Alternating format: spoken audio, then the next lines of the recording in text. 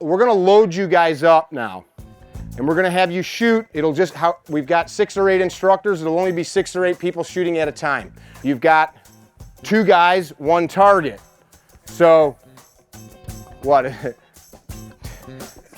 Dan Hudnick's like a little boy. I said 2 guys, 1 target, and Dan Hudnick's over there just like, ha ha, dang man. We're gonna have you shoot 10 rounds. The tightest group you can shoot. We're just looking to see where your guys' marksmanship skills are. There's no time constraints. The tightest group on the line this morning, you get 1 shot, 1 and done. You're gonna win something off of the prize table and a hand job from Ian.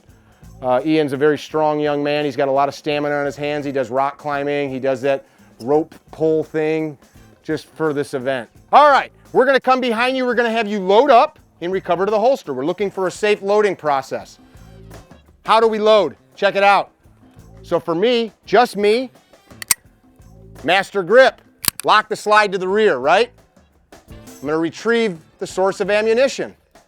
Seat, lock, tug. Why am I tugging? Yeah, forcefully action the slide. If I want to press check, which I do, I'm going to decock, thumb check. It is safe for me to holster, and I'm gonna look my shit into the holster. That's called an administrative load. I've got all the time in the world. Right now, you're the pilot. You're a pilot. Isn't it crazy that, how many of you have been in a plane crash? How many of you know somebody that's been in a plane crash? A couple of you? Who do you know has been in a plane crash? Brian Downey, 3 times. I wouldn't hang out with that guy 3 times, she said. Do you do too? Small? Okay, small plane. How many of you know anybody that's died in a commercial or been in a commercial crash? Aviation has the best record in the world for safety because of redundancies. The redundancies have redundancies. If you go on his plane, you know who last tightened the bolt on the door. Am I lying? Every mechanic signs off on who and when and what they did. Checklist upon checklist upon checklist. And those checklists are based on people dying. Well, shit, man, we didn't check that bolt, and that thing fell off and everybody died. So from now on, we should check the bolts. The things that we're teaching you were learned because people died. Understand? It's not just for fun. It's not like, oh, this looks a certain way. I don't care how anything looks. If it looks like a gay unicorn and it meant that we'd get a good result, sign me up for gay unicorn. Go ahead, Doc.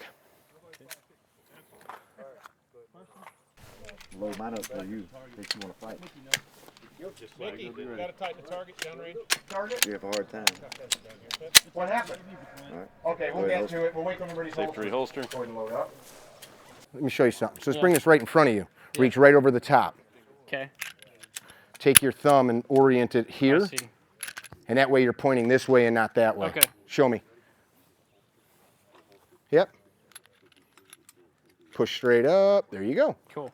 There is no race. If it takes you 11 minutes to do this and you shoot a group as big as my pinky finger, you succeeded.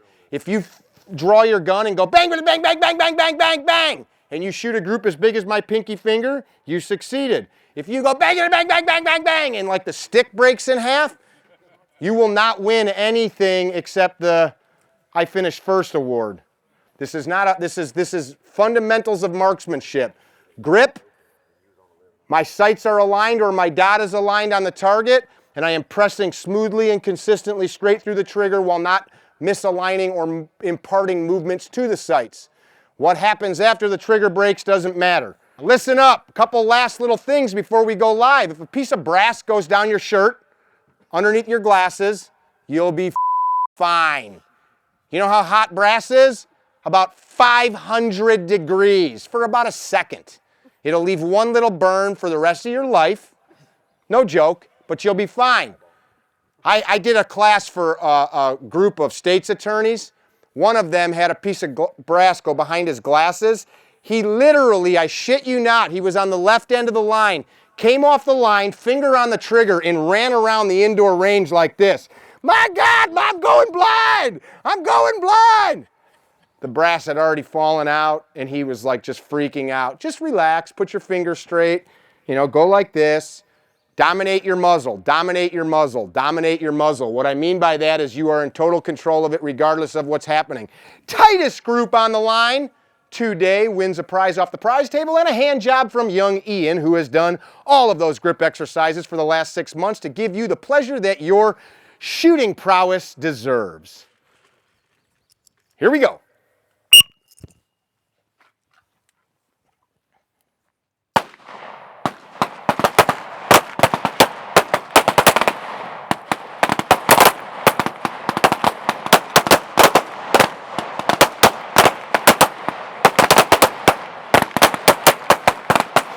Fix your grip, fix your grip, nice and tight. Put your sights right on the 5 number, and just press straight back. If you're done, holster up if you're done. What's a good thing to do right now if you're adrenalized, boys and girls? The number one thing that you can do to control yourself in any movement or moment is just to control your breath. And in doing so, as all the metabolic stuff that Brian's been talking about, you're also taking yourself out of the action mentally, right?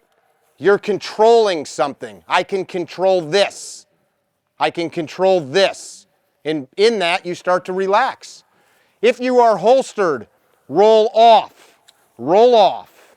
Rest of you guys roll on. So you guys are going to be shooting at the number 10 target, right? Ready?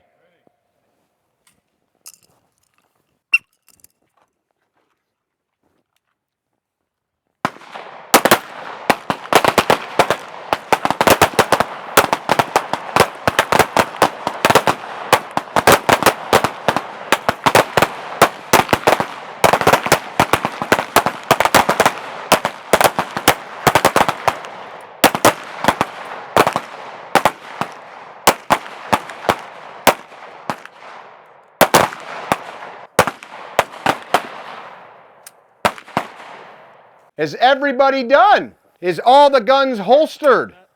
Let's look left and right and verify it, guys. Because everybody's saying, yeah, but we got a gun out on the line here.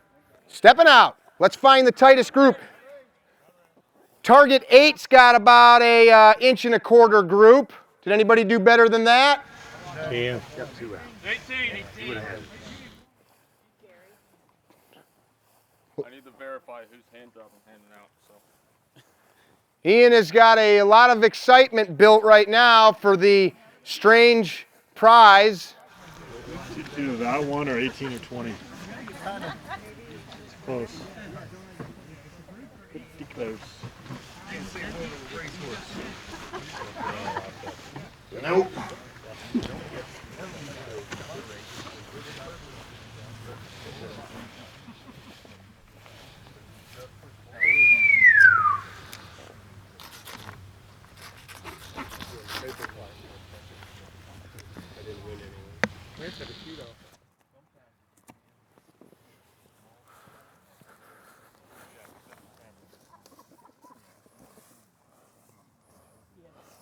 $20 beats 18.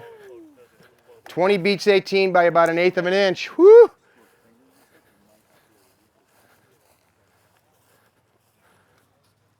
$20 it is. Who shot 20? All right, so go look at target 20 real quick. Go look at it. So here's the thing about target 20. While that is awesome, every firearm on this line is capable of a group half the size of that. Every gun on this line at this distance is capable of a 3/8 of an inch hole, which coincidentally is about as big as a 9mm, right? Yeah? Yeah. The gun's capable of it. At these distances, I mean, there's no windage, there's no elevation. If you put that gun in the same spot and press the trigger, that's still good shooting. That's not bad shooting. But this gun is capable of, at this distance, bullet into bullet hole into bullet hole into bullet hole. And why that's important, we start shooting at something 30 yards away, 40 yards away. The deviation of 1 inch at 4 yards, you're hitting the grass out there at this distance. You get it? You have to shoot something where the pickup trucks are at the tree line 75 or 80 yards away, and you're hitting the ground 20 yards ahead of them. Dig? Even at 10 yards, this round probably would have been here. So if you were trying to shoot somebody in the head because they had body armor on, you hit them in the armor again. Dig? Accuracy matters.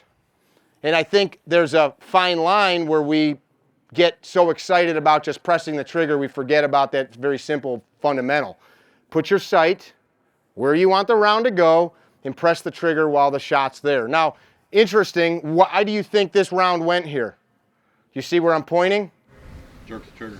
So he said jerk the trigger. Why else? Why would this round have gone here? Because that's where it was pointed. Because that's exactly where the muzzle was pointed when the shot went off. Within reason, you know, we're not talking about wind drift or anything like that. At 4 yards, I think we all can agree that that bullet went pretty damn straight, right? Understand? Yes. We all miss. The point of illustrating this is so much of this is just mental. The best shooters in the world, just like the best golfers or batters, are not always the best athletes. Look at Babe Ruth. Remember him? Guy ate like frickin' quarts of beer and hot dogs every day and, you know, ran like this, but he crushed baseballs because he probably could calm himself when he went to bat. That's you choosing to press the shot when the sights weren't there. If you step up and we do this again as we're about to, and you define what am I seeing, so our sights, who's shooting a dot, a red dot? Raise your hand. So many of you. The beautiful thing about a red dot is what? You get to see one thing. Our eyes only see one focal plane at a time, right? Yes? Understand what I mean by that? So if you hold your thumb out in front of you like this and put your thumb on me, just hold your thumb out, look at your fingernail. Look at the striations or paint or whatever's on your thumb. What happens to me? Blurry. Right, I'm blurry, bless you. Keep holding it up there. Now look at me with your thumb up there and focus on my face, my glasses, my beard, my mustache, my moustache. What happens to your thumb? Blurry. Right. Hold your thumb up. Look at the tree line behind me. What happens to your thumb and to me? Don't know. Keep your thumb superimposed on me, but focus beyond me. What do you see? Trees. And I become kind of fuzzy, right? I go out of focus. Our vision only works well on one focal plane at a time. That red dot allows you just to look at the thing that you're making a hole on and you put the little colory light on it, right? That's beautiful. That's why we all have them on our rifles. If you're shooting a sighting system with a front and rear sight, as you get really good, you will get to pay less attention. I like to say pay attention because there's a trade-off of your awareness for whatever information you're taking in. When we're being aware, that's what we're doing. We're trading our attention-gathering ability for data, the bird. For right now, if I was sitting here like I did as a shitty Little League player and balls were bouncing off my chest out in right field because that's where they put me, because I was the kid that stared at the birds and played with flowers, my attention's in the wrong spot, isn't it? Agree? You understand what I'm saying? So as we mount the sights, our attention needs to go away from I'm nervous, I'm shaky, I'm hungry, I got to drop a dirty D, whatever it is you got to do. I can't believe he said that in front of all these people. I didn't, you did. I was in your head, you weren't in mine. I woke up early, I did my things. Your focus and your awareness needs to go into that information gathering of what is happening here.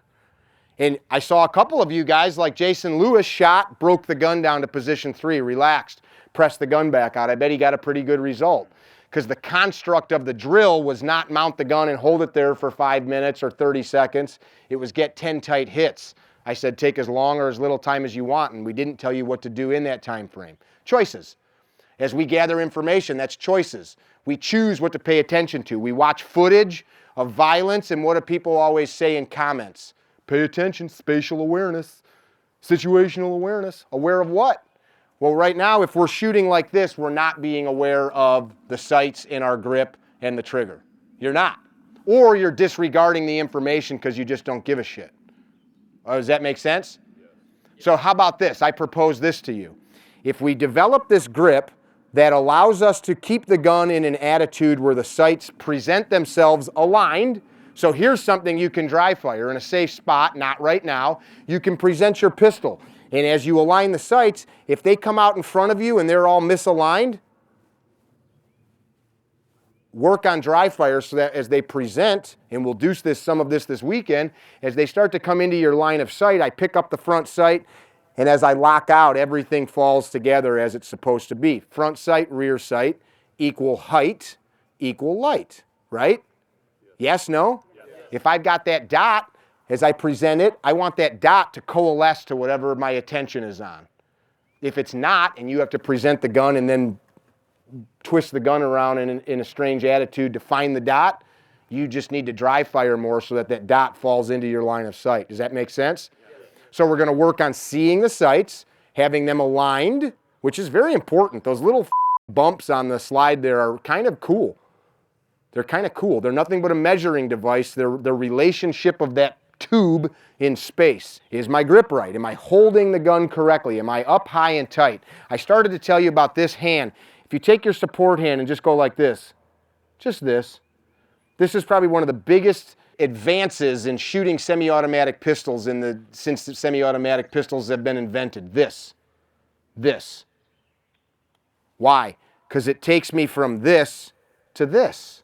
In IPSC, PPC, the old leather slap shooters that created all of the action shooting came up with this. Enthusiasts. You know, who drives racing? It's not race car drivers, it's guys in their garages building frickin' moonshining cars. Who drives the shooting? It's guys that are trying to go faster and shoot more accurately faster. If you take that support hand and just let this long bone and thumb straighten out, it allows me to, and Paul's going to go over this about how these tendons are going to strengthen up and allow you to control recoil. We're not concerned about recoil right now because we're just firing one shot. But is your hand and grip supporting the gun properly? Do I have circumferential pressure all the way around? Do I have pressure in weird spots? Now here's the key. As you apply pressure to the trigger, are your fingers tightening at all? So the whole trick to pressing a trigger is to do it without applying any more force. A completely made up number. If I was gripping the pistol with 50 pounds of force, I have no idea how much force we're actually applying, but let's just say it's 50 pounds. When I press the trigger, and let's say that trigger's 10 pounds, the trick here is doing this without changing this 50 pounds. If it goes to 55 pounds, something's moving. And if you look at my muzzle, if you can't see it, look, I'm just going to squeeze these fingers. Look at my muzzle. What's happening? So for a righty, this causes that low left or left push, and for a lefty, it causes that low right or right push. See the muzzle? So as you're squeezing the trigger, you go like this. Take your hands in front of you right now. Just relax and look down. Move just your index fingers as if you were stroking a trigger, and look at your hands. Do it. Do it. Don't move anything but your index finger. Don't look at me. Look at your own hands. Just your index finger, Doc. Doc's moving the pleasure finger. Doc, just the index finger. Yeah. What's moving? Everything. What happens to a baby when you do this? Interdigit limb response is what some people describe this as, right? We're meant to grasp. This is a weird tool. We're expecting ourselves to hold something like we're pulling an anchor rope or doing a pull-up, but then also do a really fine motor skill. Understand what I'm saying? Yes. So our goal here is to have a grip where that pressure doesn't change. Am I talking Greek? No. One of the easiest ways to fix this is to get a good, strong grip on the gun. I'm not suggesting this, but if you take all the strength in your hands, you have no more to go, which means that as I press the trigger, there's nothing more to push it about. Not that much. But if you talk to really high-level shooters, Robbie Latham always says, who's got huge hands, people say, how hard do you hold the gun with which hand? Because I'm sure you guys have heard things like 70-30, 60-40, 11-79. Do you know, can you be like 60-40? Do you actually know how to quantify that? The answer is no. So Rob always says, I hold it with all of this one and all of that one. Rob's also one of the greatest and most winningest pistol shooters of all time. So I think he knows something. The concept, and we'll go deeper into it throughout the weekend, is just hold it firmly and consistently. The trigger itself, you got a Glock? Yeah. Come here real quick and clear it out right here, please. So let's think about the things we can do to help ourselves. One, let's get the pubics off of the pubics. You are a hipster. Look at this. Look at the multicolor, like Varney France shirt there. We brought our coffee press and our record player from home. I have a coffee press and a record player too. So what we're talking about here is all the things we can do to give us an edge. So be cognizant of our sights or our dot. Be cognizant of our grip, and then make adjustments accordingly. But as we press that trigger, not every trigger is the same. Like on my double action, when it's in double action and I put my finger on the trigger, it's like at a hard spot immediately. So this is slack or take up, right? So if we can get rid of any of that extra movement, so let's imagine I'm on my sights, I'm locked out, I'm ready to go. I can come to that wall, so we'll call that a wall, right? So now I'm setting myself up. My grip's good, my sights are good, I feel good, I see my sights, I'm breathing. Oh man, I'm trying to shoot like a sniper right now, so I may need to control my breath if I'm trying to shoot bullet holes into bullet holes. Maybe I want to inhale, pause, come to that wall, and now in my head, pressure, pressure, pressure, brakes. The gun cycles. I don't care if you pin that trigger back in this moment, because I've heard the best instructors in the world tell you not to do it, and I watch them shoot slow fire, and they're doing it. Have you seen anybody do that, instructor guys? Just a slow fire. Right. And it's not because you're pinning it back for any reason other than their focus is on all of this shit, and they're not trying to do anything else but get that one shot off. Don't get in a habit of pinning your trigger back. As the gun goes off, reset. But right now, I'm not telling you do one thing now but don't do it later. I'm telling you do one thing now but don't do it later. Huh? For now, we're concerned. This is like that one kiss underneath the streetlight with that one girl that one time. That's all that matters is right now. Right here, right now. Anyway, but for right now, that is all that matters. This one shot.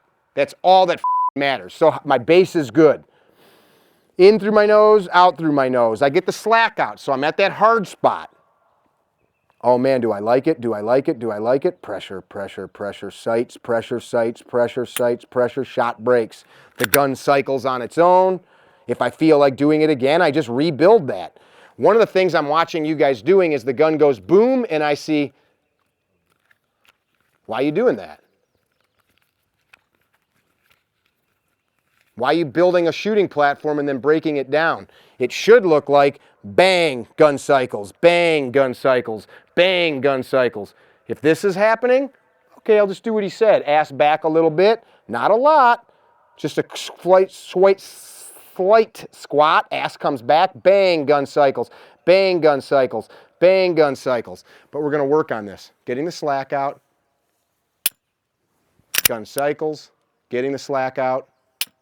And being aware requires you to give attention to what you're doing. It's not just do these steps. We can tell you all the steps to do. You're not gonna get any better.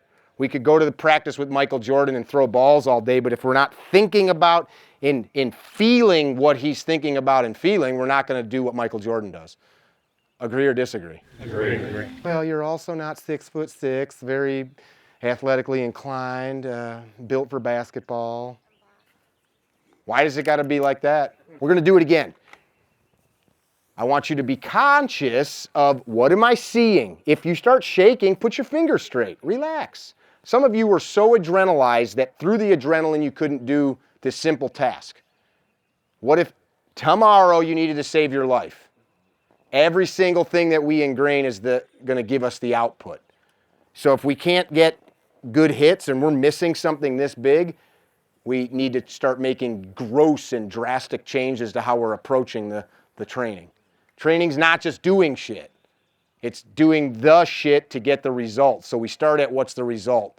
Total consciousness on our deathbed. Caddyshack. Nice.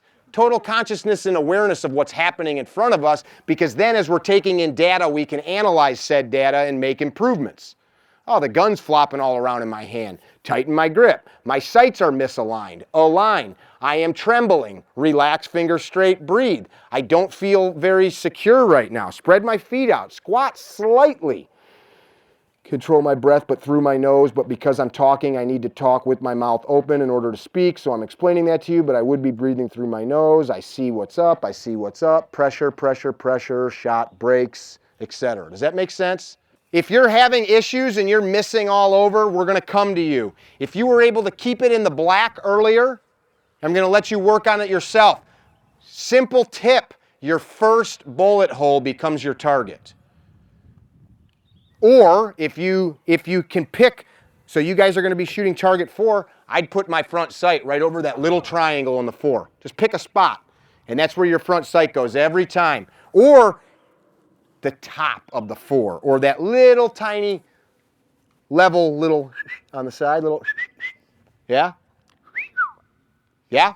Pick the same defined point and go to that. Eyes and ears, 10 rounds on you. I'll be quiet. Hoop.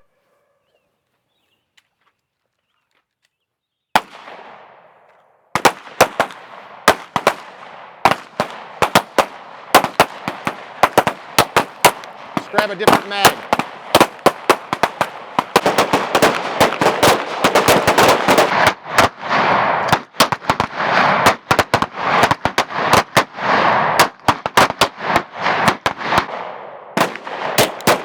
On the trigger.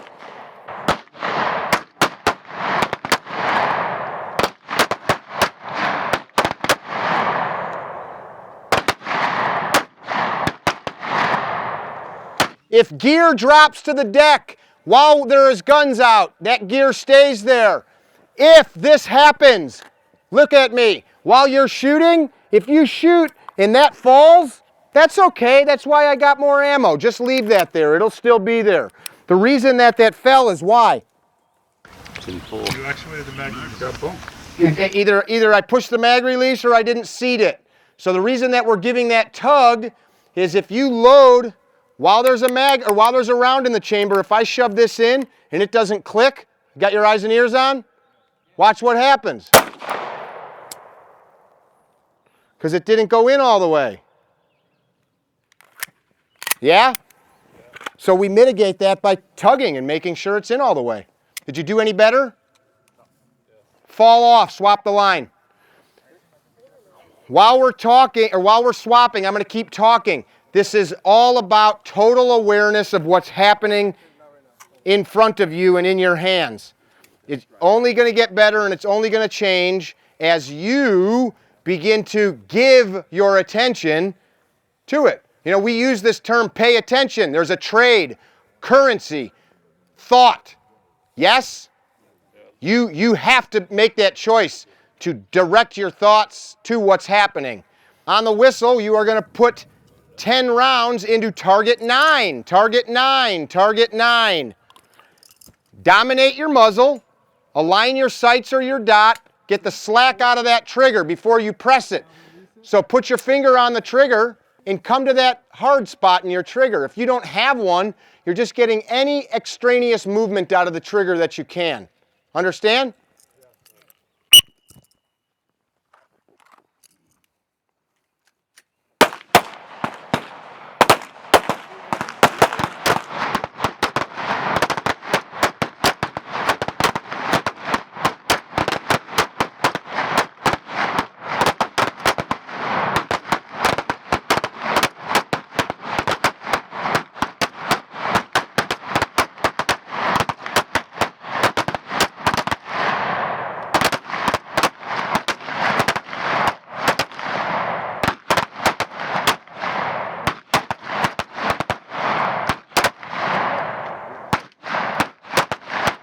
Who did better? Who did the same? Who did worse? That's okay. Who was at least paying attention to more? So this is one of those things when you dry fire.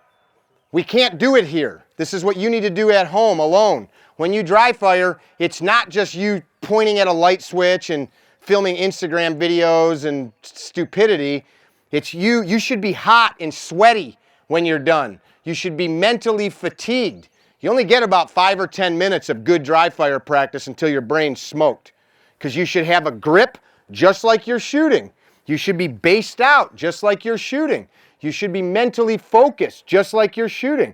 5-10 minutes of that type of practice, if we did this for 20 more minutes, we'd all be done for the day. Our brains would be cooked and your hands would be cooked. We're not gonna keep doing this. Are you comfortable now, at least a little bit? So what we're gonna work on the rest of our time out here is coming in and out of the holster, getting hits.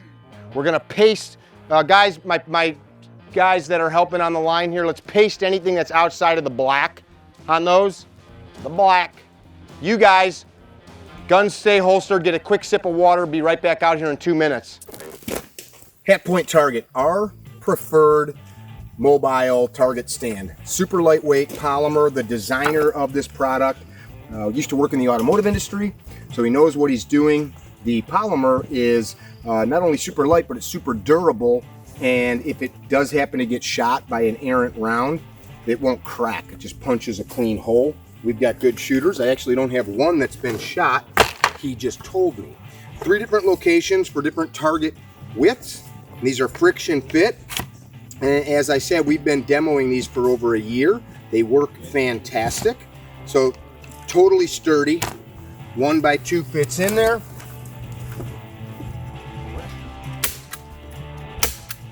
If it's windy, breezy, you can either put a weight here, or they supply some long railroad type spikes, landscape spikes. You can just push them right through into the ground, pound them in, whatever you got to do.